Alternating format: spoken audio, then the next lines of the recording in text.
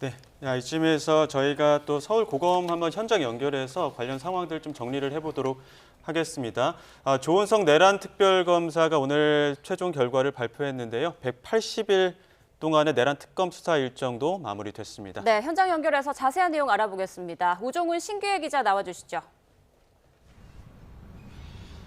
네, 내란특검 사무실이 있는 서울고검에 나와 있습니다. 조금 전 보신 것처럼 조은석 특검이 결과를 발표하면서 내란특검 수사도 끝났습니다. 이곳에서 특검 수사 소식 전해드리는 것도 오늘이 마지막일 것 같은데 오늘 최종 브리핑과 내란특검 주요 순간들 신기혜 기자와 짚어보겠습니다.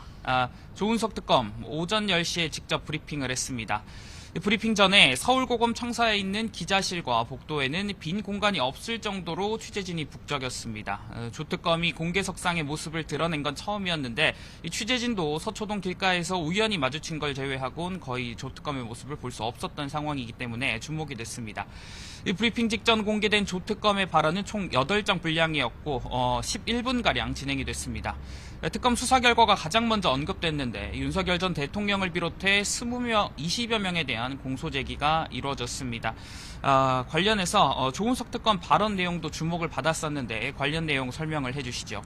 네, 일단 조은석 특검은 윤석열 전 대통령을 포함한 모든 대상자들에 대해 호칭, 직함 같은 걸 생략했습니다. 그래서 브리핑 내내 윤석열이라고 지칭을 했습니다.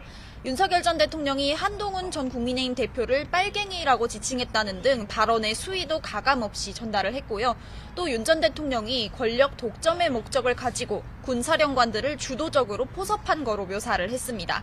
그러면서 40여 년 전 전두환, 노태우 신군부, 당시 합동수사본부를 언급하며 역사적 단죄의 필요성까지 강조했습니다. 그러면서 특검은 발언하는 내내 단호한 어조를 유지했습니다.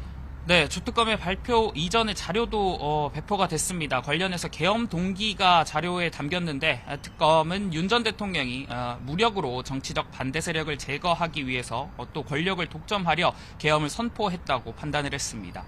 특검이 낸 자료 가운데 비상계엄 선포 목적과 그 시점에 대한 설명에는 노상원 수첩이 스모킹건으로 설명이 됐습니다. 노상원 수첩에는 차기 대선을 대비해 좌파 세력을 붕괴, 그리고 선거권 박탈, 법 개정 등 내용이 담겼는데 이를 토대로 윤 전 대통령이 권력을 독점하려 했다고 판단을 한 겁니다. 또 최상목 전 장관에게 건넨 국회 자금 차단 그리고 국가 비상입법기구 예산 편성 내용은 입법권을 장악하려 했다는 중요 근거로 판단이 됐습니다. 또 자료에 포함된 특검이 판단한 계엄 계획 시점도 한번 설명을 해주시죠.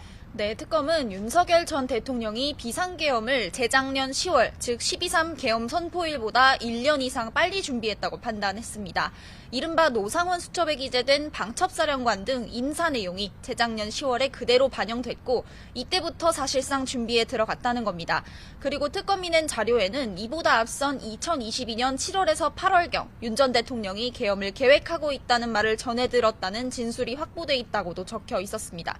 이를 통해 윤 전 대통령이 지난해 12월보다 한참 전에 계엄을 준비했다는 게 확인이 된 겁니다. 예, 특검이 낸 자료에서 주목할 부분은 또 있었습니다. 배우자이죠. 김건희 씨가 자료에서 빠져 있었던 부분인데 수사 자료에 계엄 준비 시기와 목적은 있었습니다. 이 권력 독점을 위해서 23년 10월 이전부터 준비했었다는 건데 그렇기 때문에 권력을 왜 독점하고 싶었는지가 명쾌하지 않았습니다. 여기서 주목해야 될 게 김건희 씨였습니다. 특검 수사 마지막에 막판에 김건희 씨와 박성재 전 장관의 연락 내용이 드러났었기 때문입니다. 당시 김건희 씨가 주가 조작 의혹으로 본격 수사 궤도에 오르면서 박성재 전 장관 측에 연락한 정황이 발견이 됐기 때문입니다. 김건희 씨의 사법 리스크가 계엄 선포의 직접적 동기가 아니었겠냐는 분석이 나왔는데 특검은 일단 박성재 전 장관을 청탁금지법 위반 혐의로 재판에 넘겼고 이 계엄과 밀접한 관련이 있다는 설명도 했는데 이 공식적 자료에는 빠져 있던 겁니다. 하지만 이 백브리핑 과정에서는 김건희 씨에 관련한 내용이 나왔죠. 네, 김건희 씨 관련 내용이 왜 빠졌느냐에 대한 질문이 나왔고 이에 대해 박지영 특검보가 설명을 했습니다. 우선 특검은 김건희 씨가 비상계엄에 관여했다는 의혹은 사실이 아니라고 판단했습니다. 작년 비상계엄 모임, 관저 모임에 참여한 군 사령관들에 대한 조사나 통신 내역을 확인한 결과였는데요.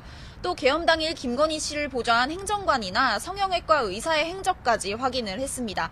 즉 김건희 씨가 계엄의 시기를 정하는 등 일부 사항에선 동기가 될 수 있겠지만 주요 동기는 아니라는 겁니다. 그러니까 권력을 독점하겠다는 목적 안에 김건희 씨의 사법 리스크 등이 포함이 될 수는 있겠다는 설명이었습니다. 예, 180일 동안 특검의 수사가 진행이 되면서 특검이 계획했던 대로만 진행이 됐던 건 아닙니다. 주요 장면 가운데는 구속영장 기각 사례들도 있었습니다. 대표적으로 한덕수 전 총리, 박성재 전 장관, 그리고 추경호 국민의힘 전 원내대표의 영장 기각 사례가 있었습니다. 특히 이 가운데 박성재 전 장관은 두 차례나 영장이 기각이 됐었습니다. 박 전 장관 첫 영장 기각 사유에 법원이 위법성 인식에 대해 다툴 여지가 있다고 했고 특검은 당시에 즉각 반박을 했습니다. 이 법원의 해당 판단은 받아들이기 어렵다는 이유였는데요. 또 다른 순간으론 국회 계엄 해제 표결 방해 의혹을 수사하기 위해 한동훈 전 국민의힘 대표 등에 대한 공판전 증인신문까지 청구해 기일이 잡혔지만 이 끝내 한 전 대표 조사는 이루어지지 못했습니다. 예, 향후 특검은 어떻게 운영되는지도 한번 짚어주시죠. 네, 특검에는 이제 조은석 특검과 20-30명 규모의 검사들이 남아서 공소유지 업무를 담당하게 됩니다. 남은 인원들은 그대로 서울고검 청사를 사용하는데요. 조 특검은 임명 당시에 사초를 쓰는 마음으로 임하겠다고 포부를 밝혔었는데 내부의 19명의 인원으로 구성된 기획팀에서 백서 기록 작업도 이어갑니다.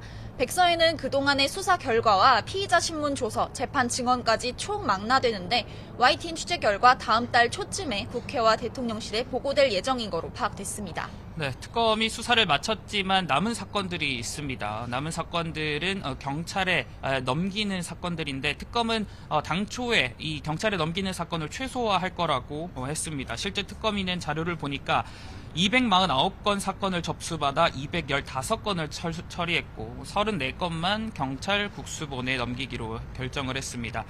심우정전 검찰총장의 즉시 항고 포기 사건 등이 넘어갈 예정입니다. 어제가 수사 종료일이었기 때문에 이첩 작업은 오늘부터 3일간 진행될 것으로 보입니다.